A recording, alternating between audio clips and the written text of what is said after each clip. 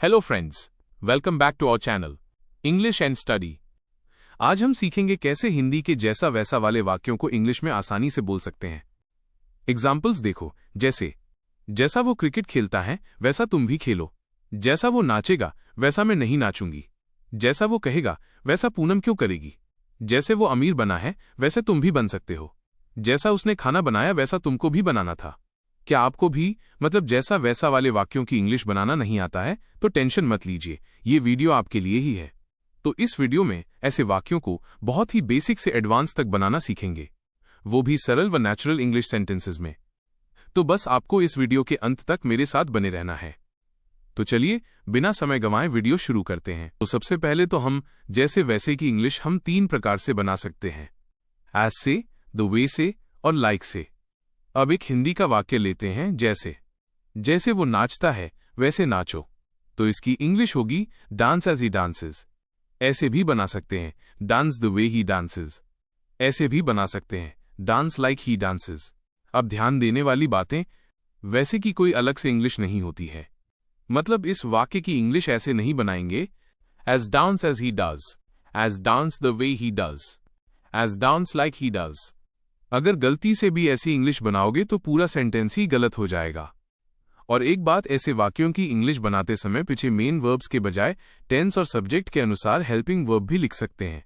Dance as he does, dance the way he does, dance like he does.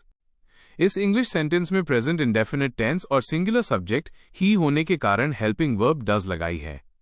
हालांकि इसमें दोनों तरीकों की इंग्लिश सही है। एक और खास बात, इंग्लिश बनाते समय हिंदी के पीछे के वाक्य की इंग्लिश सेंटेंस में शुरू में बनाते हैं, जैसे इंग्लिश सेंटेंसेस देख सकते हो।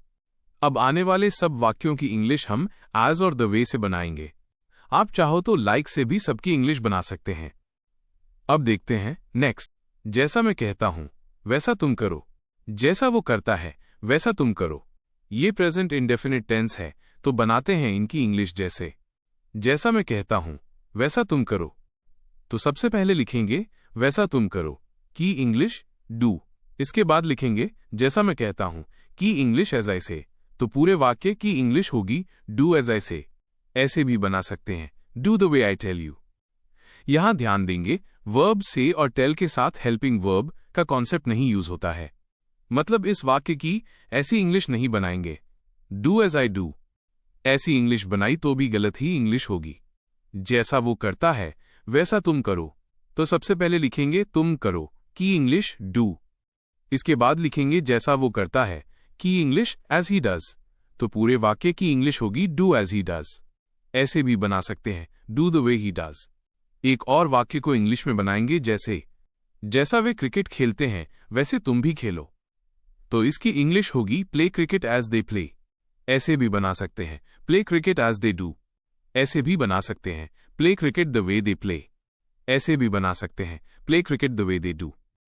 अब हम जितने भी वाक्यों की इंग्लिश बनाएंगे मेन वर्ब को लिखकर ही बनाएंगे, हेल्पिंग वर्ब्स को नहीं लिखेंगे। जैसा वो नाचेगा वैसा मैं नहीं नाचूंगी। तो सबसे पहले लिखेंगे वैसा मैं नहीं नाचूंगी, जो फ्यूचर सिंपल टेंस है, तो इंग्लिश होगी आई विल नॉट डांस। इसके बाद लिखेंगे जैसा वो नाचेगा, जो कि फ्यूचर सिंपल टेंस है, की इंग्लिश होगी एज ही विल डांस।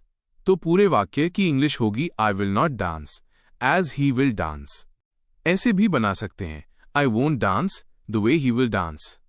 एक और वाक्य को इंग्लिश में बनाएंगे, जैसा मोहन कहेगा वैसा पूनम नहीं करेगी।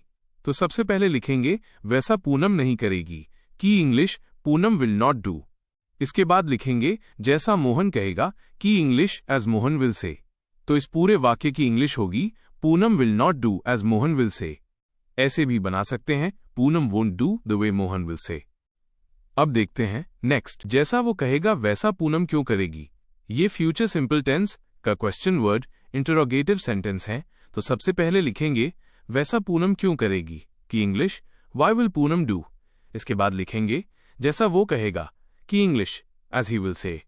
तो पूरे वाक्य की इंग्लिश होगी why will Poonam do as he will say. ऐसे भी बना सकते हैं, Why will Poonam do the way he will say? एक और वाक्य को इंग्लिश में बनाएंगे, जैसा वे मस्ती कर रहे हैं वैसा तुम कब मस्ती करोगे। तो सबसे पहले लिखेंगे वैसा तुम कब मस्ती करोगे, जो कि फ्यूचर सिंपल टेंस का क्वेश्चन वर्ड इंटरोगेटिव सेंटेंस है, तो इसकी इंग्लिश होगी When will you have fun? इसके बाद लिखेंगे जैसा वह मस्ती कर रहे हैं, जो कि प्रेजेंट कंटिन्यूअस टेंस है, तो इंग्लिश होगी As they are having fun. तो पूरे वाक्य की इंग्लिश होगी When will you have fun? As they are having fun.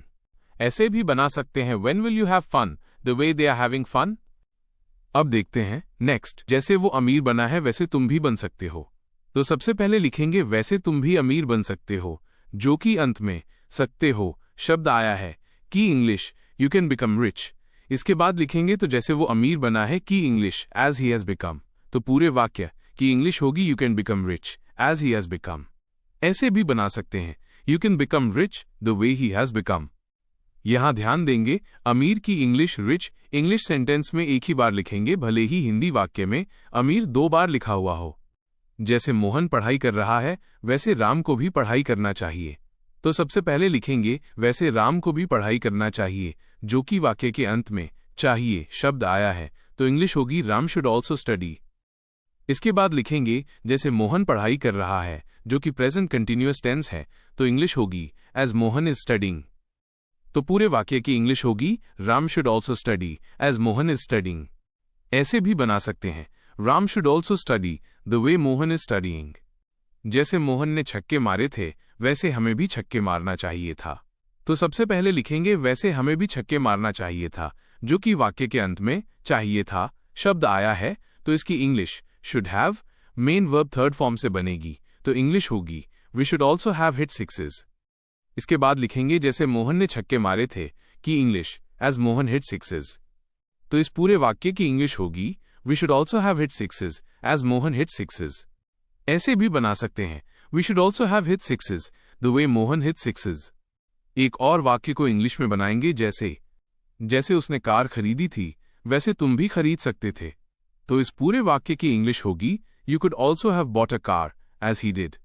ऐसे भी बना सकते हैं you could also have bought a car the way he did. अब यहां पर ध्यान देंगे इस इंग्लिश सेंटेंस में वर्ड्स को डबल लिखने के बजाय दूसरे इंग्लिश सेंटेंस में हेल्पिंग वर्ब डिड का ही यूज कर दिया गया है। अब देखते हैं नेक्स्ट। जैसे वो बोला वैसे उसने बोलना था। तो सबसे पहले लिखेंगे वैसे उसने बोलना था, तो इसकी English had to verb first form से बनाएंगे, तो इंग्लिश होगी ही हैड टू स्पीक। इसके बाद लिखेंगे जैसे वो बोला, जो कि पास्ट इंडेफिनिट है, की इंग्लिश एज ही स्पोक। तो पूरे वाक्य की इंग्लिश होगी he had to speak as he spoke. ऐसे भी बना सकते हैं he was supposed to speak the way he spoke. एक और वाक्य को इंग्लिश में बनाएंगे जैसे राधा नाची वैसे पूनम ने भी नाचना था। तो सबसे पहले लिखेंगे वैसे पूनम ने भी नाचना था, की English Poonam had to dance. इसके बाद लिखेंगे जैसे राधा नाची की इंग्लिश एज राधा डांस्ड। तो पूरे वाक्य की इंग्लिश होगी Poonam had to dance as Radha danced. ऐसे भी बना सकते हैं Poonam was supposed to dance the way Radha did. इस प्रकार हम और भी कई ऐसे वाक्यों को इंग्लिश में बना सकते हैं। अब एक वाक्य आपके लिए है जैसे मोहन ने खाना बनाया वैसे तुमको भी बनाना था। इसकी इंग्लिश कमेंट बॉक्स में बनाइए। लग जाना की वीडियो की लिंक इस वीडियो के डिस्क्रिप्शन बॉक्स में है। ये वीडियो खत्म होने के बाद लग जाना का वीडियो जरूर देखना। अब इस क्लास को यहीं समाप्त करते हैं। यदि इस क्लास में आपको कोई कंफ्यूजन हो या मन में कोई क्वेश्चन हो तो कमेंट बॉक्स में कमेंट करिए। Please like, subscribe and share.